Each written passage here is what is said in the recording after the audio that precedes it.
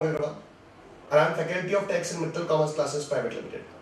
आज मुझे अपॉर्चुनिटी मिली कि इस वीडियो के जरिए मैं अपने कुछ व्यूज, अपने एक्सपीरियंसेस आपके साथ शेयर कर सकूं, बता सकूं आप लोगों को कि कैसे आप आईपीसीसी एग्जाम्स फर्स्ट अटेम्प्ट में इजीली क्लियर कर सकते हैं। देखिए, जब भी इस बारे में बात चलती है, कोई मुझसे पूछता है कि क्या टिप्स आप सजेस्ट करेंगे कि कैसे हम अपने आईपीसीसी एग्जाम्स, अपने सीए एग्जाम्स फर्स्ट अटेम्प्ट में इजीली क्लियर कर सकते हैं, कैसे हमारे लिए चीजें आसान हो सकती है, तो मैं एक ही आंसर उसका दूंगा। सबसे इंपॉर्टेंट आंसर जो मुझे लगता है, सबसे पहले जो बात मैं कहना चाहूंगा वो ये कहना चाहूंगा कि आप अपने अंदर एक बेसिक इंस्टिंक्ट जगाइए, एक भूख आपके अंदर होनी चाहिए, एक जुनून आप अपने अंदर पैदा कीजिए कि मुझे चार्टेड अकाउंटेंट बनना है। Feel the magic of these magical letters CA. अपने नाम के आगे मुझे सीए जोड़ना है।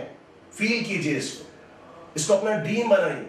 ड्रीम बनाइए कि मेरी एक कार होनी चाहिए, उसमें मैं एक सीए का स्टिकर लगाऊंगा। कब होगा ऐसा? जल्द से जल्द मुझे ऐसा करना है। इसे अपनी लाइफ का एम बना लीजिए, गोल बना लीजिए। आप उस मोमेंट को सोचकर देखिए कि जब आप चार्टर्ड अकाउंटेंट बनेंगे, आपके पेरेंट्स कितना प्राउड फील करेंगे, आप खुद कितना प्राउड फील करोगे, आपको लोगों से कितना रिस्पेक्ट मिलना स्टार्ट हो जाएगा। आप ये सोच के चलो, आप एम बनाकर चलो कि मुझे चार्टर्ड अकाउंटेंट बनना है। कब मैं चार्टर्ड अकाउंटेंट बनूंगा? कब मैं मेरी विजिटिंग कार्ड छपाऊंगा और उसके नीचे लिखूंगा अपने नाम के नीचे चार्टर्ड अकाउंटेंट। जिस दिन ये चीजें आपके अंदर आ जाएंगी, आप इन चीजों को फील करना स्टार्ट कर दोगे, इनको अपना ड्रीम बना लोगे, एम बना लोगे लाइफ का, तो आप मान के चलिए कि आपके लिए सीए कोर्स बहुत आसान हो जाएगा। आप अपने आईपीसीसी एग्जाम्स बहुत इजीली क्लियर कर लोगे।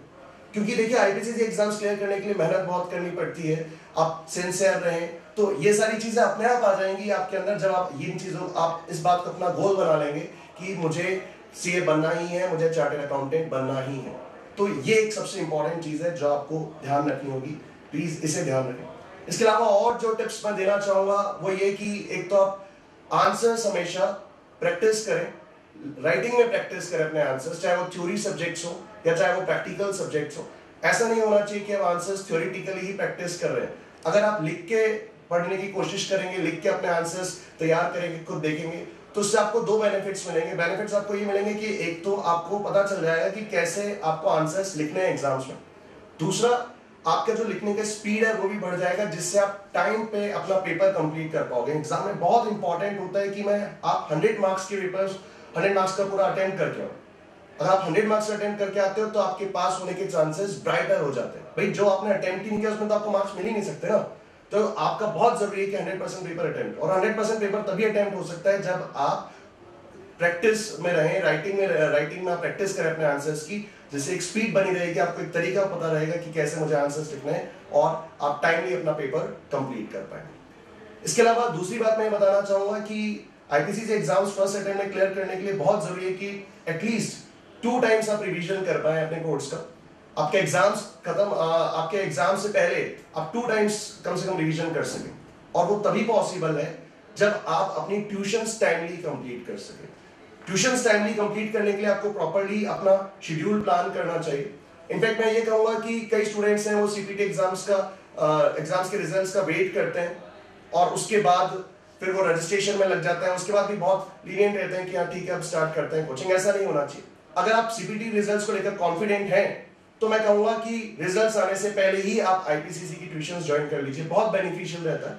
आपका कोर्स और स्टूडेंट्स से जो रिजल्ट का वेट करके रजिस्ट्रेशन कराकर फिर कोचिंग ज्वाइन कर रहे हैं, उनसे लगभग 1 महीने पहले कंप्लीट, 1-1.5 महीने पहले कंप्लीट हो जाता है। आपके पास 1-1.5 महीने का एक्स्ट्रा टाइम रहता है, और यही मान लीजिए यही आपकी जीत हो जाती है कि आपको एक एक्स्ट्रा टाइम मिल गया कि आप रिवाइज कर पा रहे हो अपने पेपर को अच्छे से, और आप इजीली क्लियर कर लोगे ऐसे सिचुएशन के लिए।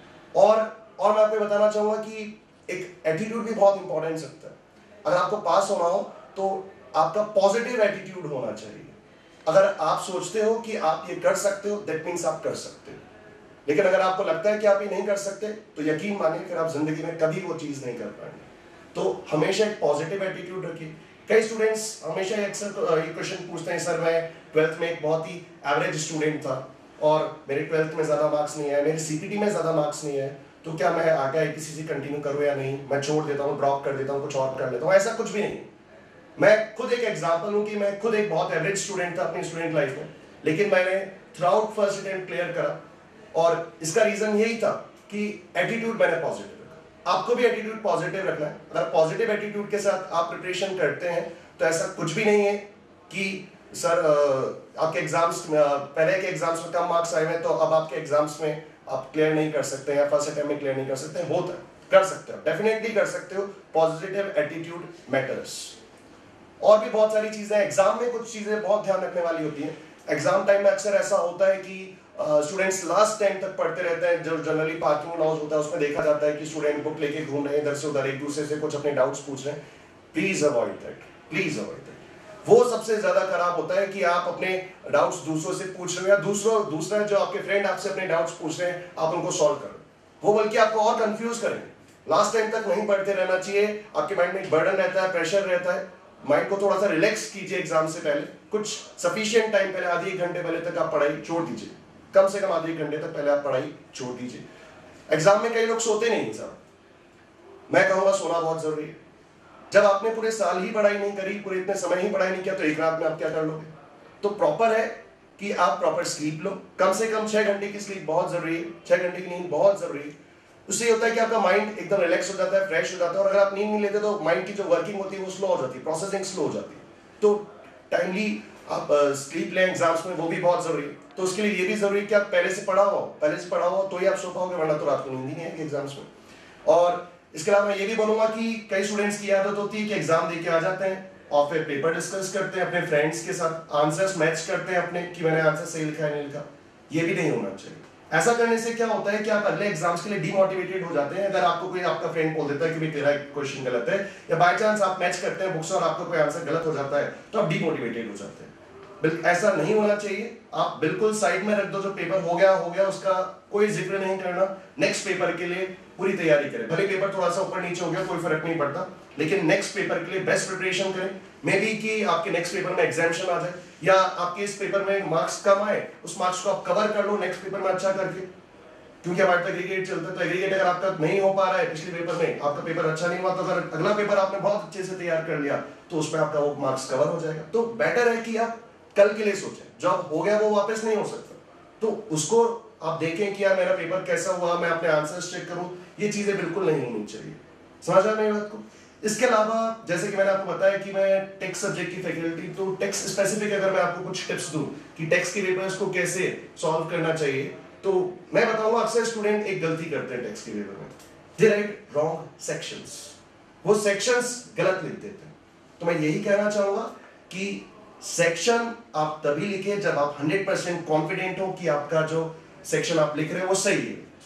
अदरवाइज आप सिर्फ कंसेप्ट लिख के आ जाइए, उससे कोई खास फर्क नहीं पड़ेगा। लेकिन हाँ, कंसेप्ट सही है और आपने सेक्शन गलत कोट कर दिया तो वो चीज गलत हो जाती है। ऐसा नहीं होना चाहिए। एक और बात जो टेक्स्ट के पेपर के लिए मैं स्पेशली मानता हूं, वो बताना चाहूंगा आप लोगों को कि जैसा कि आप जानते हैं हमारा जो टेक्स्ट का पेपर है वो 2 पार्ट्स में है। एक डायरेक्ट टैक्सेस का है और एक इनडायरेक्ट टैक्सेस का है।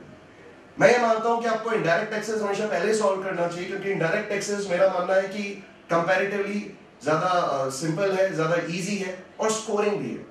अगर आप पहले इनडायरेक्ट टैक्सेस का पोर्शन अच्छे से सॉल्व कर लेते हो, अटेम्प्ट कर लेते हो, तो आपका जो कॉन्फिडेंस लेवल है जब पेपर शुरू हुआ था वो यहाँ था, और वो बूस्ट अप हो जाता है, यहाँ आ जाता है बाकी रिमेनिंग पेपर सॉल्व करने के लिए और बाकी डायरेक्ट टैक्सेस का पोर्शन सॉल्व करने के लिए। तो इजीली आप टेक्स्ट में एग्जामिनेशन मार्क्स स्कोर कर सकते हो, जो आपके बाकी सब्जेक्ट्स के लिए बहुत ज्यादा हेल्पफुल रहेगा। तो ये कुछ मेरे व्यूज थे, कुछ जो मैं आपसे शेयर करना चाह रहा था, मेरे टिप्स थे, शायद आपके लिए यूजफुल होंगे। मैं खत्म करना चाहूंगा ये कहते हुए कि यूं ही नहीं मिलती राही को मंजिल, एक जुनून सा दिल में जगाना होता है। यूं ही नहीं मिलती राही को मंजिल, एक जुनून सा दिल में जगाना होता है। पूछा चिड़िया से मैंने कैसे बना आशियाना, उसने कहा बार बार उड़ान भरनी पड़ती है, तिनका तिनका उठाना पड़ता है। प्लीज मेहनत कीजिए, जुनून पैदा कीजिए अपने अंदर, सब चीजें इजीली सॉल्व हो जाएंगी। आप फर्स्ट अटेम्प्ट में सीए बन जाएंगे। बस इतना ही मैं कहना चाहूंगा।